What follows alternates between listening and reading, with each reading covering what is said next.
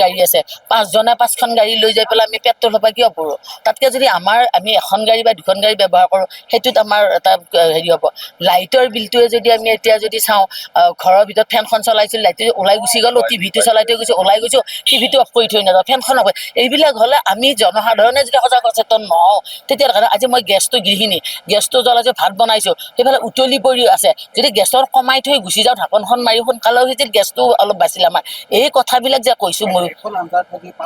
সেইবিলাকে কথা সেইটো এটা ডাঙৰ কথা হয়নো জুতি লগাইতো খাব পাৰিয়ে আপোনালোকে নিজেই কৈ আছে এইখিনি কথা মই কি ক'ম আৰু গতিকে সেইটো আৰু যিটো এইটো মই ক'লো নহয় কেতিয়াবা এনেকুৱা হয় দালিখনতো চব একেলগে দি আজি বোলে বইল কৰি খাওঁ সেইটো এটা বেলেগ টেষ্ট হয় নে নহয় গতিকে এনেকুৱা হৈছে হাঁহৰ মাংস ৰান্ধিছো ছাগলী মাংস ৰান্ধিছো চব ৰান্ধিও কেতিয়াবা খাইছো মাছৰো তেনেকুৱা কথা কেতিয়াবা আচলতে এইবিলাক ক্ষেত্ৰত খোৱাৰ জুতি এটা লাগে কিন্তু সদায় যদি সেইটো কৰোঁ সেইটো আচলতে অজুতিবিজল ক'ত হ'ব